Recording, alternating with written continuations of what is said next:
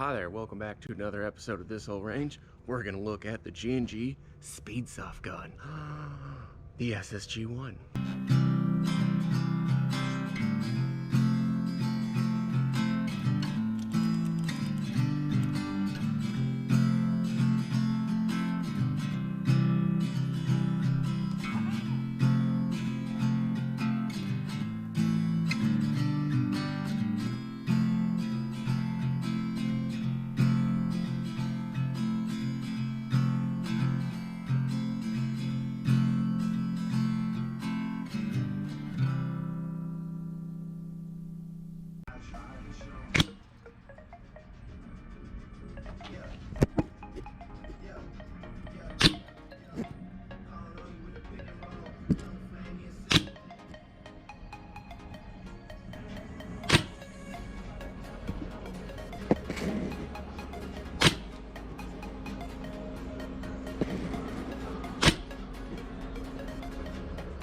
Taking the stock off is pretty easy. You just pull down on this here little button dealy and, thing just sort of pops off. I don't believe you can remove the rubber buttstock pad, but I also didn't try. For all of the gameplay and all of the test shooting, I'm going to be using a G&G 11 volt LiPo 800 mAh 20C battery. That's what I'm also installing right now. One of my small gripes about this is the battery space. So you put your battery into the buffer tube, and as long as you're running a small-ish battery, it should be fine. What you need to remember is when you're installing your battery on this gun, everything has to be contained within the buffer tube, because then the stock's gonna slide over everything. So you can't really do that little trick where like you tape your battery to the outside of the stock unless you drill some holes in there. But for the most part, as you can see, as long as everything stays within the buffer tube, you'll be fine. You're not going to have any issues. Everything, because it has to slide over everything. I don't recommend you use nunchuck batteries, because as you can see, they're going to get a little stuck. In this one, I'm using a 3-piece nunchuck battery. Even the 2 pieces that I was using, they did not fit. Even if you could get them physically into the buffer tube, the wiring becomes an issue because then that gets in the way as well. So really your best bet is to use a single piece 11 volt battery for this gun.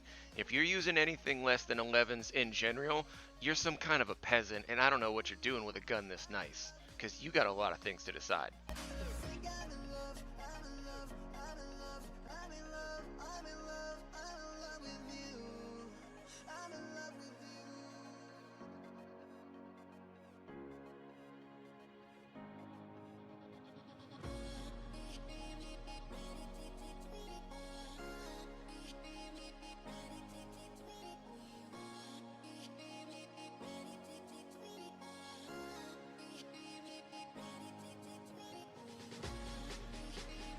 First magazine we tested is the Blue Speed QB PTS magazine. Fits in just fine, feeds just fine.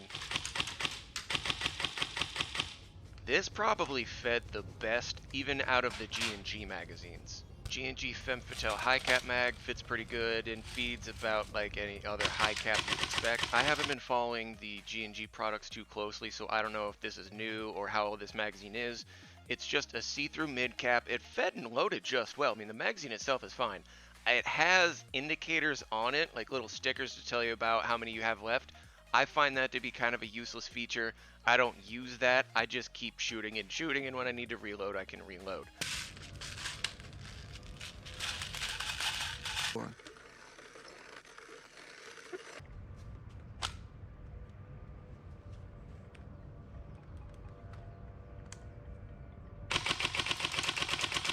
I'm a left-handed pistol shooter and I shoot rifle right-handed, but I can shoot any hand because I've been shooting guns long enough to know how to not be a simp when I'm handling a gun. So I don't need ambidextrous controls because I know how to shoot left and right-handed. I like that this gun comes with a straight trigger, and I'll go into the details of that in a second. I like how sleek and smooth the upper and lower receiver are on this gun.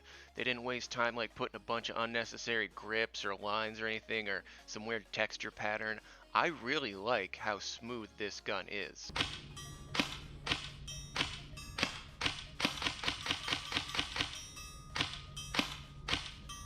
This stock is really comfortable. I know kids hate it and they're like, oh, it's a paintball gun, blah, blah, blah, blah. I really love this stock. It was a little loose when I first got it out of the box, so some of the gameplay reviews you're going to see, they're going to talk about how loose the stock is. I handed it over to Ethan, who's real smart on G&G guns. He tightened it up a little bit, and dude, that stock is money. This is not a lockable position stock, like how some stocks you can do, it's like a 7 position, or an 8 position, or 9 position. You just sort of loosen it with a hex key, and then tighten it back into place. I think it has some small guides or indentations on there. I'm going to just show you a little bit of gameplay because I want you to see exactly how hard you can run this trigger out of the box. The only thing I did with this gun is I dropped an 11-volt battery in it, and that's it. But listen to how hard I can run this trigger for an out-of-the-box G&G.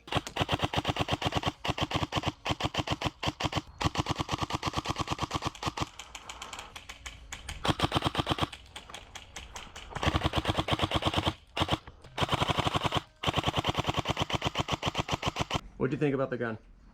Amazing. Definitely better than any M4 I've ever used. How was the stock? Stock, honestly, if you're competing in a SpeakyV tournament or just an aggressive player, it's way better than a normal stock. How does it compare against other G&Gs you've used? I mean, I've used ARP9s or like the standard M4s. This by far, even just stock, is better than ARP9 or any M4 out there. Solid gun. The trigger is very snappy and quick. How would you compare it to like other G&G guns? Like the trigger, the snappy is the trigger. It's almost similar to the stock Predator. So the trigger is more like a stock Predator. Yeah. How would it relate to like a Firehawk or like an ARP9? Ooh. You know, I take that back. It's more of ARP9 style. More like an so the trigger's more like an yeah, ARP9? It is, yeah. Very comfortable. Love the stock on it. How'd you like the stock? Just Loved over it.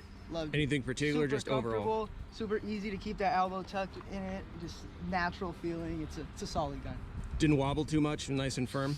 No, actually, I kind of like the wobble. It's a little, it kind of adjusts. The all-black version of this gun comes in at $250 with an MSRP of $288. You can get the same gun with a red outer barrel or a blue outer barrel for no less than $270 and about no more than $311. If you remember back when they first started talking about this, it had an extended trigger and extended trigger guard, and it was like red and blue. The guns do not come standard with that. You have to buy the trigger set, which is no less than $55 and no more than $64, and it comes in red, blue, ice, which is like a whitish grayish, purple, and green. With those same colors, you can also buy different colored outer barrels, which are going to come in at $75 and no more than $87. Here's my final thoughts. And G&G, I know you're going to watch or listen to this, and I'm sorry that this is kind of how I end it. This gun is amazing. Believe me when I tell you that I love this gun and it's super fun, but I don't think it's worth $250. Now, before we get crazy, let's look at the success the ARP9 has had. The ARP9 is $210. If the SSG1 would cut like 30 or 40 bucks off its price tag, I think this would probably be one of the best guns of the year, especially when you take into account how pricey the accessories are for both the outer barrel separately and the trigger guard and trigger combo separately. I think because of the aesthetic upgrades you can get after the fact, I would have liked to see this gun come in at about $220, $230. $250 is way too much for this one gun, but that's my opinion, especially because the only way this gun stands out is the stock, and that's it. Yeah, it has kind of a different design to the handguard, which I think is super cool, but $250 I think is a lot for this. Granted, there is also an argument that a lot of the KWA guns are coming in around $320. Guys, that's still a lot of money too. This gun, if you have the money, I think is worth it. But if you're still on like a low-end entry level, if you're a first-time player, I don't ever recommend spending more than about 220 bucks on a gun generally. Or there is this to consider. Christmas is coming up, and if you little edgy kids are good little boys and girls, maybe Santa Claus will throw one of these under the tree. Maybe. Or if you got a birthday coming up. But dude, if you can get your hands on this gun, it is so fun. I really love this gun. I just have a small qualm with the price tag of it. That's all. And again, to reiterate, I only have a problem with the price tag because of how cheap the ARP9 was when it came out, and I compare this to an ARP9 gun. Caber, who the f are you, nerd?